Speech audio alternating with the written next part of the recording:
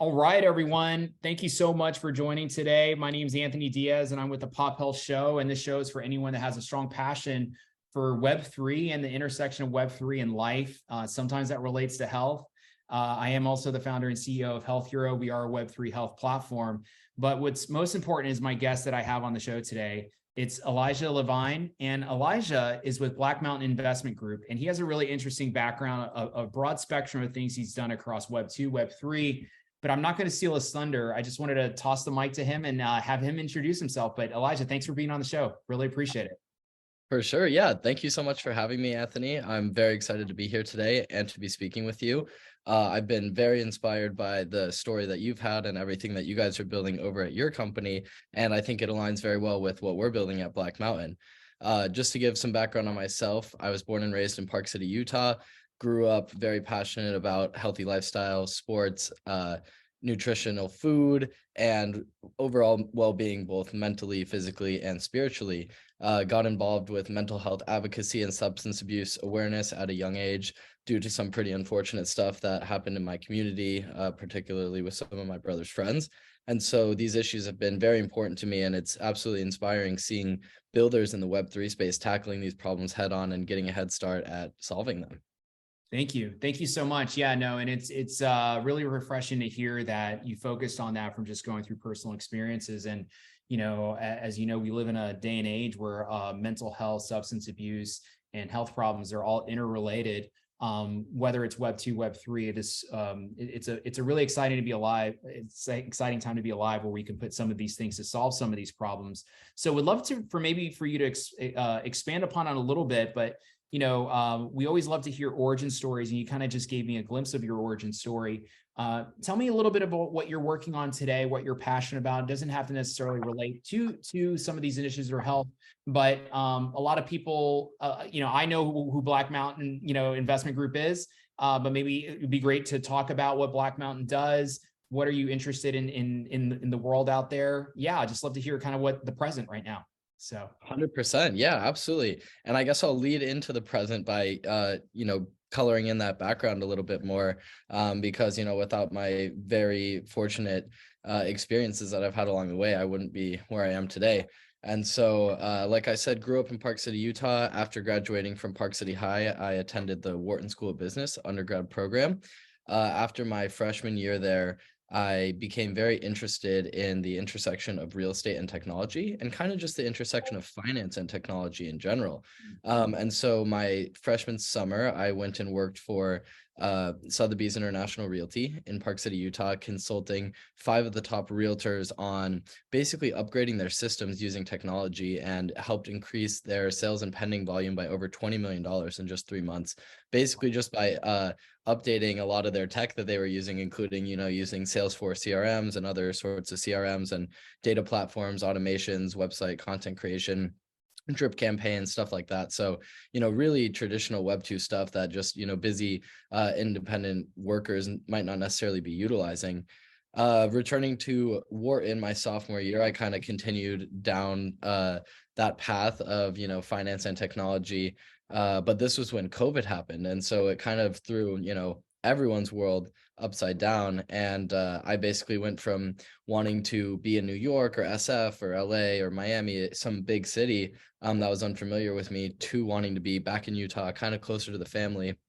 And this actually lined up with a remarkably fortunate situation to and opportunity to work at Bridge Investment Group, directly under the CEO there. And at the time I joined, this was about a $25 billion AUM company. And so, reporting directly to the CEO was a position that people, spend their whole careers working for, and, can only really dream about, which is exactly the position I was in. I have no idea why this guy just chose to bring me under his wing, but I got incredibly lucky, and I can't even begin to express my gratitude to him and the other people at Bridge, because this really gave me an early exposure to the remarkable world of private equity and growing quickly in the space. So while I was there, I helped start 5 different funds that have collectively raised billions in equity, helped them go public, helped with day-to-day operations, some large-scale tech integrations, as well as kind of the M&A and different sort of business strategy stuff. So got some really remarkable experience. And this actually resulted in me taking some time off from Penn, while it was all Yeah. online, didn't really want to pay for being in an online environment and not really getting that face-to-face interaction, not only with the students, but the faculty and professors. And so, was once again very lucky to get that position at Bridge full-time and stay on with the company. And then I actually moved into a quote unquote incubator house in Salt Lake with one of my friends from a charter school I went to for fifth grade back in the day that Nice. my dad was on the board of. And ironically, this charter school had a large focus also on mental, physical health. We had PE basically half, if not the whole day, Friday every week, and big emphasis on hiking, skiing, sledding, getting out in the, great outdoors and being part of nature. So wonderful experience. Was a little unorthodox compared to, most of America, but, once again, very grateful for that. Partially because it, was where I met Justin, who I ended up moving in with, and then Kyle, my current business partner in Black Mountain, lived at this house as well. And so after kind of like interviewing, I guess, with Justin and passing the test with Kyle, I moved in there, was really excited about this place. I basically had a couple other options, but this one just blew all those other ones out of the water. And I was incredibly excited about it because these guys were also very, hungry, passionate entrepreneurs working on some really cool stuff. And just being in that environment felt like a great opportunity to, learn a lot of things, set myself apart and grow as an individual, along with that opportunity at Bridge. And so after about a year working at Bridge and, working directly under the CEO, Kyle and I decided to partner up to do Black Mountain Investment Group. Mm-hmm. And this starts with, and apologies for this long-winded backstory, but I feel like it's important to really, give a good context to where we are now. Because when I met Kyle, he was running this trading community called Easy Loot, which he basically built entirely by himself. Great SEO, great website, and over 1,000 community members that looked at him for what trades to do, what investments to do, and he never asked them for a penny in return. Yeah. Basically made his members millions of dollars for absolutely free. And many of them weren't even thanking him. And so I was like, Kyle, it's really cool what you're doing, but have you ever thought about monetizing or even managing money? And he was like, I haven't, but it's actually a really good idea. And by, my experience at Bridge, I realized how this could really become a way to multiply your wealth in a meaningful way. And so he was intrigued by the idea. And, I was obviously impressed with his experience, not only with building companies, but also investing. I mean, he got into Bitcoin in 2013, Ethereum in 2017. So a real, absolute genius in terms of evaluating potential investment opportunities and then actually following through with them. And so, it really was a match made in heaven in terms of my traditional finance and private equity experience at Bridge and Kyle's experience kind of just as a solo entrepreneur in the crypto space and the technology space. And so we partnered up and created Black Mountain, which is an investment manager. We basically work to help people start, operate, and grow their companies or funds. We are particularly interested in innovative assets, companies, ideas, very similar to yours, Anthony. And we have an investment vehicle called the Jupiter Fund, which is basically it's a hedge fund, emerging tech hedge fund. Kyle runs that and I run Black Mountain. And the Jupiter Fund is kind of the investment arm of Black Mountain that fuels a lot of our endeavors. Nice. Yeah, no, it's exciting. And I love talking to Kyle as well. And it's a great blend kind of complement, your quant background and in kind of analyzing, traditional markets. And then you bring kind of like the crypto cycles and experience from Kyle. And I can imagine you just feed off of each other. You're making well-informed decisions. It's really exciting to hear about, what you're doing, the Jupiter Fund as well. I'm kind of curious, Elijah, like you probably see a lot of different companies and you and Kyle, and you specifically, from what I know and understand, you have this deep ethos to kind of make a social impact and you have those sensitivities. But also at the same time, you have the notions of real estate changing, right? There's a lot going on in prop tech right now. There's a lot going on with assetizing certain things from carbon credits to real estate to healthcare and things like that. But tell me a little bit about what themes you have are you excited about, and then where you see Web3 going in the future. Obviously, we're in a bear market right now. Next bull market is probably going to have some different attributes, and you're starting to see some of those attributes probably start to resurrect and probably can compound into new attributes that we haven't even thought about 9 months from now. But tell me about what you're excited about the future, whether it's Web3 or related or not, just in the market in general. What do you want to see happen, and what do you want your investments to be put to work to make what impact?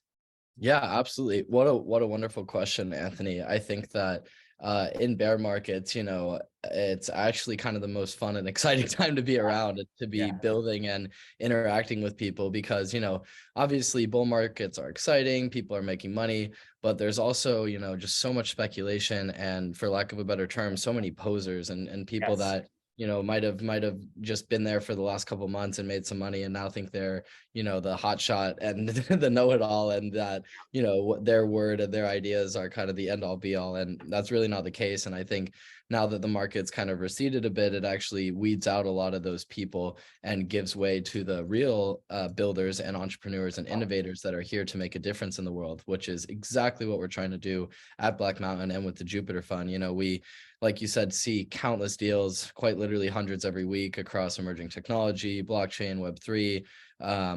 Even we also look at quite a bit of real estate because we plan to get into that in the near future. Although, the bear market's really just starting for real estate. It Yeah. definitely is quite Yeah. apparent in speculative assets, but the early signs are quite literally just beginning in the world of real estate. And so, excited for all the opportunities that are to come there. But I think, it's important to be patient as those opportunities set themselves up. In terms of our investment thesis, so like I said, we're seeing so many deals, but we're not necessarily concerned about hitting every single play out there because Right.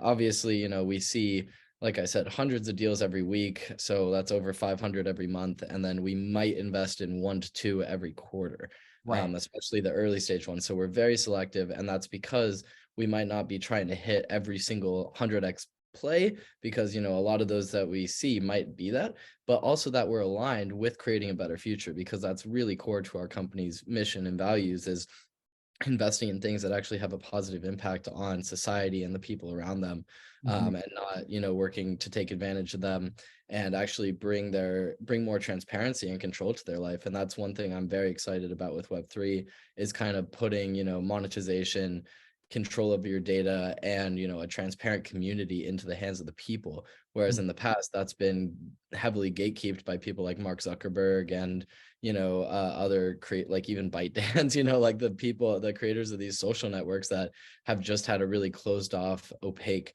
environment where creators and consumers have no idea what's going on behind the scenes in terms of navigating the algorithms that feed them the content that they inhale every day. And so, you're seeing some really interesting stuff being done in Web3, and even in Web2 with Elon, kind of giving control over your algorithm on Twitter. I think that's Right. absolutely revolutionary. And that's a step in the right direction for kind of the big trends where I see Web3 going, in terms of giving more power and control and transparency back to not only the creators, but also to the consumers. Because Right. I think it widespread, Americans in specific, but also people all over the world, they're starting to wake up and they're starting to realize, like, hey, all these companies treat us like we're so dumb. And that's really not the case. And I think that consumers are really starting to wake up to that fact, and they are demanding, to be treated with more respect and like they're not idiots, because frankly they aren't. And treating them like so is not going to do anything but piss them off. And that's what, the companies before us have done. And that was kind of the regime of Web2. And so I'd say that's one of the most, if not the thing I'm most excited for in Web3, is just democratization in general. Not to say that everything needs to be or should be decentralized. And we actually have a pretty in-depth article on our website about that, blackmountanig.com/insights, Right. called "Does Total Decentralization Exist?" And we kind of argue that it doesn't. In fact, that like the form of local governments is a stronger form of decentralization than most blockchain projects. But I Right. do think in general that, transparency and outsourcing decision making to the masses, for certain things, can have really, really widespread benefits. Yeah. No, I love it. I love it. I'm right there with you. One thing I'd add to that, yeah, it's almost like we just got to be careful. And I did see that article on your website. yeah, we got to be careful to make sure there's not an attempt, you're seeing some attempts to centralize the decentralization, right? And that's the biggest danger, is that people don't realize about some of those things. But no, it's really exciting. I really appreciate what you guys are doing as a fund, as a group, your approach, and it is all about making impact. And that's a blessing to hear. Elijah, I guess as we end off here, one thing I always love to do, and I'd love to have you back on the show. Maybe we have Kyle on next time as well. But tell me a little bit about, a day in the life. I think you gave me a clue of your day in the life, but from a health and wellness standpoint, what do you do typically to stay healthy? Like, what's your ideal regimen, right? When you have time, is it going for hikes? Like, are you vegan, vegetarian? What do you do for spirituality? Do you meditate? Like, what do you do to stay healthy? Tell me like your ideal set of regimen to stay optimal and healthy?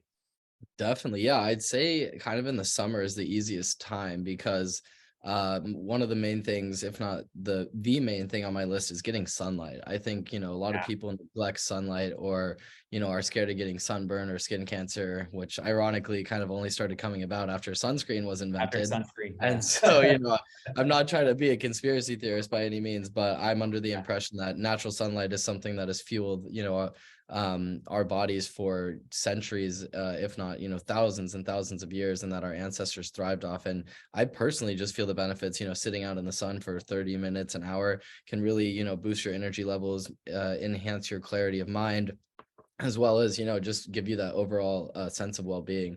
Yeah. So additionally, I take supplements regularly, like lion's mane, cordyceps. Those are two naturally occurring mushrooms. You can get them on Amazon or at Whole Foods, kind of any local health shop and grocery store even.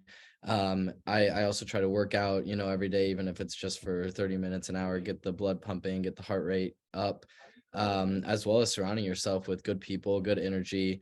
I've been going to church more often, which I found very rewarding and enlightening, trying to read more, stimulate the mind, and really just follow what you're passionate about and follow your interest rather than pushing them away. If you find something that is giving you a state of flow and that you're really enjoying and you're kind of losing yourself in, actually leaning into that more rather than running away from it. And so I think it's in general just important to, focus on things that make you feel good, because you know yourself better than anyone else, despite what the media will tell you or what other people around you will tell you. Nice. Elijah, I love it. Yeah, no, it does. It's refreshing to hear that as well. I share some of those habits as well with yourself. And no, it's exciting to hear. And you're bringing that level of consciousness, obviously, into your approach and deal flow when you combine that level of discernment, mindfully and spiritually, and from a quantitative background. That's a great combination. Exciting to see, especially as you guys are, deploying capital to the next generation of things that are impacting society.